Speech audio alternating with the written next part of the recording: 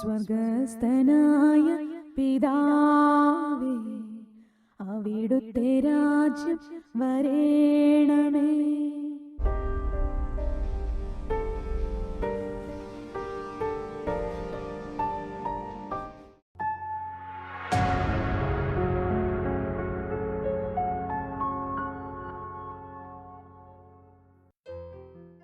തിരുസഭയിലൂടെ നമ്മൾ ഈ 25-ാമത്തെ ആഴ്ചയിൽ യാത്ര ചെയ്യുമ്പോൾ ഈ ആഴ്ച മുഴുവനും പരിശുദ്ധാത്മാവ് നമ്മോട് പറയുന്നത് ലോകത്തിലുള്ള തിന്മയുടെ പ്രവൃത്തികളെ തിരിച്ചറിഞ്ഞ് നന്മ ചെയ്യുവാനായിട്ടാണ്. നമ്മളത് അറിയുന്നില്ലെങ്കിൽ നമ്മൾ തിന്മയിലേക്ക് നയിക്കപ്പെടും. ലോകം മുഴുവനും വലിയൊരു പ്രവാഹം പോലെ, ഒഴുക്ക് പോലെയാണ്, ചുഴിയിൽപ്പെട്ട പോലെയാണ്. അപ്പം നമ്മളത് തിരിച്ചറിയാനായിട്ടും ഇന്നലെയൊക്കെ ചിന്തിച്ചാണ് നന്മയും തിന്മയും. നമ്മൾ ചിന്തിച്ചുകൊണ്ടിരിക്കുന്നതാണല്ലോ പ്രകാശം. യേശു ലോകത്തിൻ്റെ വെളിച്ചമായ യേശു നമ്മളുടെ ആത്മാവിൽ ഒന്ന് വസിക്കാനായിട്ടാണ് കാൽവരിയിൽ യേശു നമ്മളുടെ ഈ ശരീരങ്ങളെ വിലയ്ക്ക് വാങ്ങി. നമ്മൾ നല്ലൊരു വിളക്ക് വാങ്ങുന്നത് പോലെയാണ്. നമ്മൾ വീട്ടിലൊക്കെ പണ്ടല്ലേ, ഇന്നിപ്പം നമുക്ക് ഇലക്ട്രിക് ലൈറ്റും ഒക്കെ വീടാണ്. പക്ഷെ പണ്ട് നമ്മൾ നല്ലൊരു റാന്തൽ വിളക്ക് വാങ്ങാൻ, നല്ലൊരു മേശ വിളക്ക് വാങ്ങാൻ, പെട്രോൾ മാക്സ് വാങ്ങല്ലേ, വെളിച്ചത്തിനുള്ള വഴികളായിരുന്നു. ഈശോ പറയാണ്, ഞാൻ നിങ്ങളെ വിലയ്ക്ക് വാങ്ങിയ. പൗലോസ് പറയുന്നുണ്ട്, നിങ്ങൾ നിങ്ങളുടെ സ്വന്തമല്ല, നിങ്ങൾ വിലയ്ക്ക് വാങ്ങപ്പെട്ടവരാണ്. ആകയാൽ നിങ്ങളുടെ ശരീരത്തിൽ നിങ്ങൾ ദൈവത്തെ മഹത്വപ്പെടുത്തുവിൻ.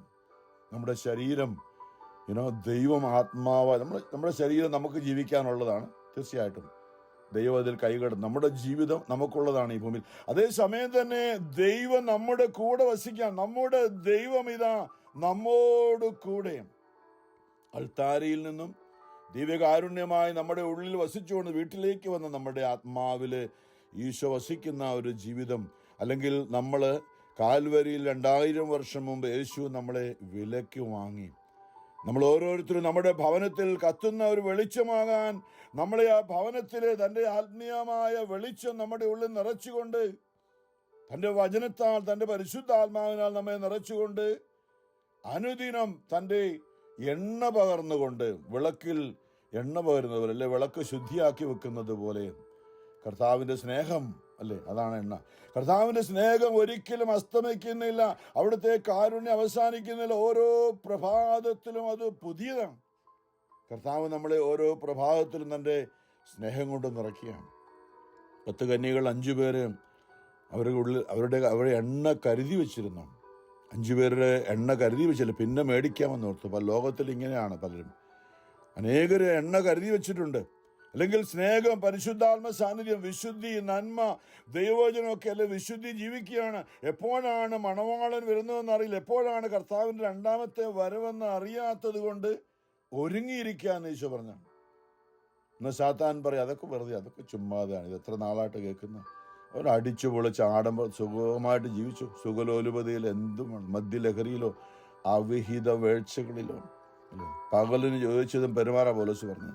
നിങ്ങൾ അവിഹിത വേഴ്ചകളിലോ മദ്യലഹരിയിലോ ലോകമോഹങ്ങളിലോ വ്യാപരിച്ച് നിങ്ങളുടെ സമയം വേസ്റ്റാക്കി കളയുമെന്നാണ് പൗലോസിനെ ഓർപ്പിച്ചിരിക്കുന്നത്. അപ്പം നമ്മൾ അങ്ങനെ വേണം ജീവിക്കാം.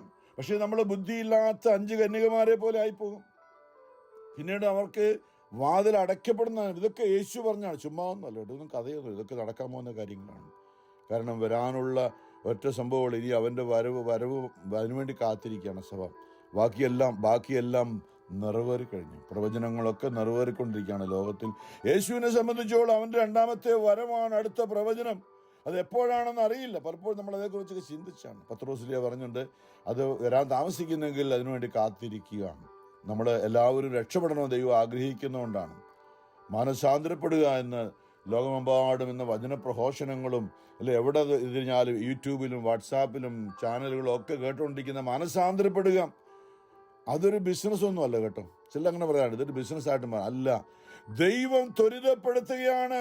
ഇന്നും അനേകർ ശ്രദ്ധയില്ലാതെ പോകുമ്പോൾ ഇന്നെങ്കിലും എബ്രായർ 3:10 ഇന്നെങ്കിലും നിങ്ങൾ അവന്റെ സ്വരം കേൾക്കുമ്പോൾ നിങ്ങളുടെ ഹൃദയങ്ങളെ നിങ്ങൾ കഠിനമാക്കരുതേ. കാരണം നമുക്ക് ഒരവസ്ഥ വന്ന് പെട്ടുകഴിഞ്ഞാൽ പിന്നെ അതിൽ നിന്ന് പുറത്തു വരാൻ പറ്റില്ല.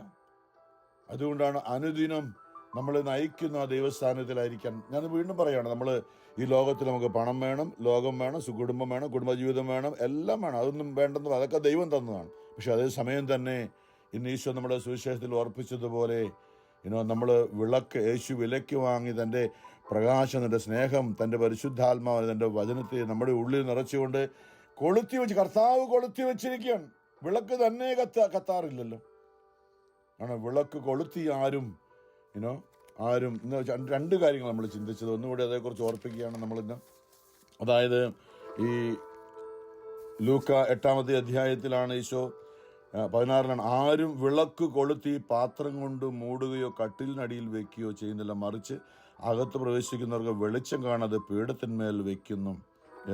നമ്മളുടെ ജീവിതം യേശു, ദൈവം, നമ്മളാകുന്ന കുടുംബത്തിൽ, നമ്മളാകുന്ന ഇടവകയിൽ, നമ്മളാകുന്ന കൂട്ടായ്മയിൽ, നമ്മളാകുന്ന ജോലി സ്ഥലത്ത് നമ്മളൊരു വിളക്ക് കർത്താവ് പണ്ടേ വിലയ്ക്ക് വാങ്ങിയതാണ് നമ്മളെ. എന്നിട്ട് തൻ്റെ ആത്മാവിനെ, തൻ്റെ സ്നേഹത്തെ, തൻ്റെ ജ്ഞാനത്തെ നമ്മുടെ ഉള്ളിൽ നിറച്ചുകൊണ്ട് അനേകർക്ക് വെളിച്ചം, പാപ അന്ധകാരം നിറഞ്ഞ് ഈ ലോകത്തിൽ വെളിച്ചമായി. അല്ലെ, വലിയൊരു ഓഡിറ്റോറിയത്തിൽ ആദ്യം ഓർപ്പിച്ചതുപോലെ പെട്ടെന്ന് കറണ്ട് പോവുകയാണെങ്കിൽ ആരെങ്കിലും ഒരു മെഴുകുതിരി കത്തിച്ചു കഴിഞ്ഞാൽ ആശ്വാസമല്ല, അല്പം വെളിച്ചം കിട്ടിയാൽ മതി. ഇരുട്ടിൽ നമ്മൾ ആഗ്രഹിക്കുന്ന ഒരു വെളിച്ചം അല്പം വന്നിരുന്നെങ്കിൽ. അപ്പം ലോകത്തിൽ പാപ അന്ധകാരം നിറഞ്ഞ ഈ ലോകത്തിൽ, നമ്മുടെ കുടുംബത്തിൽ കർത്താവ് പീഠത്തിന്മേൽ പ്രധാനപ്പെട്ട സ്ഥലം, ഉയർന്നൊരു സ്ഥലത്ത് എല്ലാവർക്കും കിട്ടത്തക്ക രീതിയിൽ വെച്ചിരിക്കുന്ന, കർത്താവ് വിലയ്ക്ക് വാങ്ങി നമ്മളിൽ എണ്ണ നിറച്ചുകൊണ്ട് കർത്താവ് കൊളുത്തി വെച്ചിരിക്കുന്ന ഒരു വിളക്കാണ് ഞാനും നിങ്ങളും, നമ്മൾ ഓരോരുത്തരും, ഓരോ വിശ്വാസിയും. യേശു നമ്മുടെ വിലയ്ക്ക് വാങ്ങിയതാണ്. കർത്താവിന് മുമ്പിലേക്ക് നമ്മുടെ ജീവിതം അടിയർ വയ്ക്കുമ്പോഴാണ് നമ്മൾ പ്രകാശമുള്ള വിളക്ക്. കാരണം യേശുവാണ് വെളിച്ചം, മറ്റാർക്കും വെളിച്ചമില്ല. കാരണം ലോകം മുഴുവനും പാപമാണ്, സാത്താന്റെ പ്രവൃത്തി. ഞാൻ കഴിഞ്ഞ ദിവസം ഉൽപ്പത്തിയിലെ വെളിച്ചത്തെ ദൈവം വേർതിരിച്ചു എന്ന് പറയുമ്പോൾ യേശുവാണ്. യേശു പറഞ്ഞു യോഹന്നാൻ 8-ൽ, ഞാൻ ലോകത്തിന്റെ പ്രകാശമാകുന്നു, എന്നെ അനുഗമിക്കുന്നവൻ അന്ധകാരത്തിൽ നടക്കുന്നില്ല. അപ്പൊ നമ്മളെ കർത്താവ് സ്വന്തമാക്കി നമ്മുടെ ഭവനത്തിലോ എവിടെയാണെങ്കിലും കർത്താവ് കൊളുത്തി വെച്ചിരിക്കുന്ന ഒരു വിളക്കാണ്. നമ്മളെന്ന് പറയുമ്പോൾ സ്വാതന്ത്ര്യമുണ്ട് നമുക്കല്ലേ. നമ്മളൊരു റോബോട്ടൊന്നും അല്ല, നമ്മളെ പ്രോഗ്രാം ചെയ്ങ്ങനെ വിട്ടിരിക്കുകയൊന്നുമല്ല. നമുക്ക് സ്വാതന്ത്ര്യമുണ്ടല്ലേ. ഇന്നലെ നന്മയും തിന്മയും ഞാൻ നിങ്ങളുടെ മുമ്പിൽ വെച്ചിരിക്കുന്നു, ഇഷ്ടമുള്ളത് തിരഞ്ഞെടുത്തുകൊള്ളുക എന്ന്. അപ്പോൾ ഈ ലൂക്ക 8-ൽ പറഞ്ഞിരിക്കുന്നത്, മർക്കോസ് 4-ൽ അതേക്കുറിച്ച് ഇങ്ങനെ പറഞ്ഞിരിക്കുന്നത്, ആരും വിളക്ക് കൊളുത്തി പാത്രം അതിനെ പറയുടെ കീഴിൽ വെക്കാറില്ലെന്നാണ്. ഞാൻ പറഞ്ഞു, പറ എന്ന് പറയുമ്പോൾ നമ്മൾ പറ എന്ന് പറയുമ്പോൾ ആ പറ എന്ന് പറയുന്നത്, ഞാൻ പറഞ്ഞു, നെല്ലളക്കുന്നതിനുള്ള ഒരു പാത്രമാണ്. നെല്ലിൻ്റെ അളവ് നിശ്ചയിക്കുക. അല്ലെങ്കിൽ സമ്പത്തിൻ്റെ, അന്ന് ഇസ്രായേലിലെ ഗോതമ്പായിരുന്നു, അല്ലെങ്കിൽ അവരുടെ ആ സമ്പത്തിൻ്റെ ഒരു ഗോതമ്പ് അളക്കാൻ വേണ്ടിയുള്ള പറയുണ്ടല്ലോ, അല്ലെങ്കിൽ നമ്മുടെ നെല്ലളക്കുന്ന പറ. അല്ലെങ്കിൽ നമ്മുടെ സമ്പത്തിൻ്റെ അടിയിൽ ആ പറയുടെ കീഴിൽ വിളക്ക് മൂടി വെക്കരുത് എന്ന് പറയുമ്പോൾ, ദൈവം കൊളുത്തിയ വിളക്കായ ഞാനും നിങ്ങളും ലോകമോഹങ്ങളിലോ സമ്പത്തിൻ്റെ അടിയിലോ, നമ്മുടെ തലയുടെ മുകളിൽ, നമ്മുടെ തലയ്ക്കകത്ത് പണം ഉണ്ടാക്കണം, എങ്ങനെയും സമ്പന്നനാകണം ഏറ്റവും കൂടുതൽ എന്നുള്ള ചിന്ത വന്നു കഴിയുമ്പോൾ നമ്മുടെ ഈ വെളിച്ചം ആ പറയുടെ കീഴിൽ സമ്പത്താകുന്ന അതിൻ്റെ ആ മേഖലയിൽ മൂടപ്പെട്ടു പോവുകയാണ്. മറ്റുള്ളവർക്ക് വെളിച്ചം നൽകാൻ പറ്റാതെ നമ്മുടെ സ്വാർത്ഥതയിലേക്ക് പോവുകയാണ്. വീണ്ടും പറഞ്ഞത്, കട്ടിലിനടിയിൽ വെക്കുന്നത്. നമ്മൾ ആലസ്യമായി ചിലർ എപ്പോഴും കിടന്നുറക്കുകയാണല്ലേ, അല്ലെങ്കിൽ എപ്പോഴും ലോകമോഹങ്ങള്, ജഡിക സുഖമോഹങ്ങൾ, ഇത് മാത്രമുള്ള ആഗ്രഹം അവർക്ക്. അതിൻ്റെ ഇടയിൽ അതൊക്കെ വേണ്ട. നമ്മുടെ കുടുംബജീവിതത്തിൽ ദൈവം അനുവദിച്ചതാണ്, അത് വേണ്ടെന്ന് പറയുന്നത്. പക്ഷേ അതേ സമയം തന്നെ നമ്മളുടെ ജീവിതത്തിൽ ഏറ്റവും പ്രധാനമായി നമ്മൾ ആത്മീയമായി എന്താ പറഞ്ഞതുപോലെ അല്ലേ, നമ്മൾ ആദ്യം വീട്ടിലേക്ക് വരുമ്പോൾ നമ്മൾ ആദ്യം ചെയ്യുന്നൊരു കാര്യം എന്താ, വൈകിട്ടാണ് വരുന്നെങ്കിൽ നമ്മൾ വീടിന് മുമ്പിൽ ലൈറ്റ് എല്ലാം ഓണാക്കിയിടും, പിന്നെ മുമ്പിലെ മുറിയിലെ ലൈറ്റ് ഓണാക്കിയിടും. ഇതുപോലെ നമ്മളുടെ ജീവിതത്തിൽ, നമ്മുടെ കുടുംബത്തിൽ വിളക്കായിരിക്കട്ടെ നമ്മൾ. നമ്മുടെ മക്കൾക്ക് വേണ്ടി, ജീവിത പങ്കാളിക്ക് വേണ്ടി, ആരെങ്കിലും നമ്മുടെ ഭവനത്തിലേക്ക് വരുന്നവർക്ക് വേണ്ടി നമ്മൾ വെളിച്ചമായിരിക്കട്ടെ എന്ന്. ഇത് വലിയൊരു മേഖലയാണ്. യേശുവാണ് വെളിച്ചം, നമ്മുടെ ഉള്ളിൽ ഉണ്ടായിരിക്കട്ടെ എന്ന് യെശയ്യാ പറഞ്ഞ ഇങ്ങനെയാണ് 60-ൽ, ഉണർന്ന് പ്രശോഭിക്കുക, അല്ലെ ലൈറ്റ് ഇടുക, ഉണർന്ന് പ്രശോഭിക്കുക, നിന്റെ പ്രകാശം വന്നുചേർന്നിരിക്കുന്നു. യേശുവിനെ കുറിച്ചാണ്. യേശു വരുമ്പോൾ അവനെ ഉൾക്കൊള്ളാൻ, സ്വീകരിക്കാൻ, ഉണർന്ന് പ്രശോഭിക്കുക, നിന്റെ പ്രകാശം വന്നുചേർന്നിരിക്കുന്നു, കർത്താവിന്റെ മഹത്വം നിന്റെ മേൽ ഉദിച്ചിരിക്കുന്നു. അന്ധകാരം ഭൂമിയെയും കൂരിരുട്ട ജനതകളെയും മൂടും, എന്നാൽ കർത്താവ് നിന്റെ മേൽ ഉദിക്കുകയും അവിടുത്തെ മഹത്വം നിന്നിൽ ദൃശ്യമാവുകയും ചെയ്യും. ജനതകൾ നിന്റെ പ്രകാശത്തിലേക്കും രാജാക്കന്മാർ നിന്റെ ഉദയശോഭയിലേക്കും വരും, അനേകരെ നന്മയിലേക്ക് നയിക്കാനായിട്ട്. യെശയ്യാ വീണ്ടും 50-ൽ ഇങ്ങനെ പറഞ്ഞിട്ടുണ്ട്, ഇരുട്ടാകുമ്പോൾ നമ്മുടെ നാട്ടിലൊക്കെ പണ്ട് കണ്ടില്ലേ, അതിന് പണ്ട് വിളക്കിനൊക്കെ പോകുമ്പോൾ ചൂട്ട് കത്തിച്ച് ഇങ്ങനെ മിന്നിച്ചുകൊണ്ട് പോകുന്നല്ലേ, എൻ്റെ കുഞ്ഞുനാളിലൊക്കെ ഓർക്കുന്നുണ്ട്. അത് നടക്കാൻ പോകുമ്പോൾ ആൾക്കാർ നല്ല കട്ടിയായിട്ട് കെട്ടിയിട്ട്, പെട്ടെന്ന് കത്തി തീരാത്ത രീതിയിൽ ഇങ്ങനെ കെട്ടിയിട്ട് ആ ചൂട്ടിൻ്റെ അറ്റം അല്ലേ, അത് എന്നിട്ട് ഇങ്ങനെ കുറേ ദൂരം മൈലുകൾ വേണം കൊണ്ടുപോകാതെ അതിൻ്റെ അറ്റം. എന്നാൽ വെളിച്ചം യെശയ്യാ 50 പറയാണ്, നിങ്ങളിൽ ആരാണ് കർത്താവിനെ ഭയപ്പെടുകയോ അവിടുത്തെ ദാസന്റെ വാക്ക്, യേശുവിനെ കുറിച്ച് കർത്താവിന്റെ ദാസൻ എന്ന് പറഞ്ഞിരിക്കുന്നത്, അനുസരിക്കുകയും ചെയ്യുന്നത്? പ്രകാശമില്ലാതെ അതാണ് ഇരുട്ടാണ്, പാപമാണ് ലോകത്തിൽ, പാപത്തിന്റെ അവസ്ഥയാണ്. പ്രകാശമില്ലാത്ത അന്ധകാരത്തിൽ നടന്നിട്ടും, ലോകത്തിൽ മുഴുവൻ ഇരുട്ടാണ്, പാപത്തിന്റെ ലോകത്തിലാണ് നാം നടക്കുന്നത് എങ്കിലും പ്രകാശമില്ലാതെ അന്ധകാരത്തിൽ നടന്നിട്ടും കർത്താവിന്റെ നാമത്തിൽ ആശ്രയിക്കുകയും എന്ന് പറഞ്ഞ പോലെ അവൻ നമ്മളെ സ്വന്തമാക്കി തന്നല്ല ബോധ്യം, തന്റെ ദൈവത്തിൽ അഭയം തേടുകയും ചെയ്യുന്നവൻ തന്നെ. എന്നിട്ട് പറയാണ്, തീ കൊളുത്തുകയും തീക്കൊള്ളികൾ മിന്നിക്കുകയും ചെയ്യുന്നവരെ, നിങ്ങൾ കൊളുത്തിയ തീയുടെയും മിന്നിച്ച തീക്കൊള്ളിയുടെയും പ്രകാശത്തിൽ സഞ്ചരിച്ചു കൊള്ളുവിൻ. നിങ്ങൾ പീഡനമേറ്റ് തളർന്നു കിടക്കും. ഇരുട്ടിൽ തപ്പിത്തടഞ്ഞ് വീഴാതിരിക്കാൻ നമ്മുടെ കയ്യിൽ ഏൽപ്പിക്കും നമ്മളെ വിളക്ക്. നമ്മൾ ചൂട്ടുകാറ്റ് കൊണ്ടുപോകുന്ന പോലെ ഇരുട്ടിൽ അനേകർക്ക് മുമ്പിൽ പോകുന്നവരായി നമ്മൾ മാറട്ടെ എന്നാണ് സുഭാഷിതങ്ങളിൽ പറയുന്നത്. അത് എങ്ങനെയാണ്? സുഭാഷിതങ്ങളിൽ 1-ാമത്തെ വായനയാണ് സുഭാഷിതങ്ങൾ 3 പ്രോവേർബ്സ് 3:27. നിനക്ക് ചെയ്യാൻ കഴിവുള്ള നന്മ അത് ലഭിക്കാൻ അവകാശമുള്ളവർക്ക് നിഷേധിക്കരുത്. അയൽക്കാരൻ ചോദിക്കുന്ന വസ്തു നിന്റെ കൈവശമുണ്ടായിരിക്കെ പോയി വീണ്ടും വരിക, നാളെ തരാമെന്ന് പറയരുത്. നിന്നെ വിശ്വസിച്ച് പാർക്കുന്ന അയൽക്കാരനെ ദ്രോഹിക്കാൻ ആലോചിക്കുകയും അരുത്.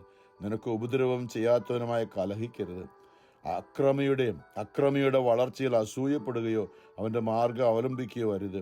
ദുർമാർഗികളെ കർത്താവ് വെറുക്കുകയും സത്യസന്ധരോട് അവിടുന്ന് സൗഹൃദം പുലർത്തുന്നു.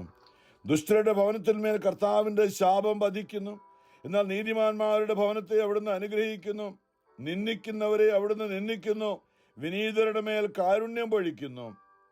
ജ്ഞാനികൾ ബഹുമതി ആർജിക്കും, ഭോഷർക്ക് അവമതി ലഭിക്കും.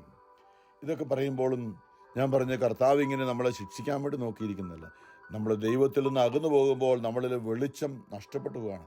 ലോകത്തിന്റെ വെളിച്ചമായ ഈശോ ആത്മാവായ നമ്മുടെ ഉള്ളിലുള്ളപ്പോൾ നമുക്ക് നന്മയാണ്, അനുഗ്രഹമാണ്.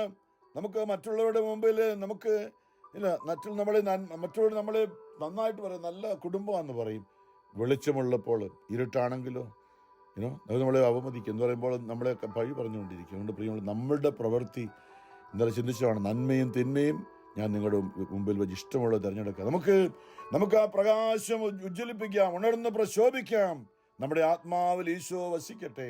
പരിശുദ്ധ പരമ ദീപകാരുണ്യനാഥനായ ഈശോയ്ക്ക് എന്നേരവും ആരാധനയും സ്തുതിയും പുകഴ്ചയും ഉണ്ടായിരിക്കട്ടെ.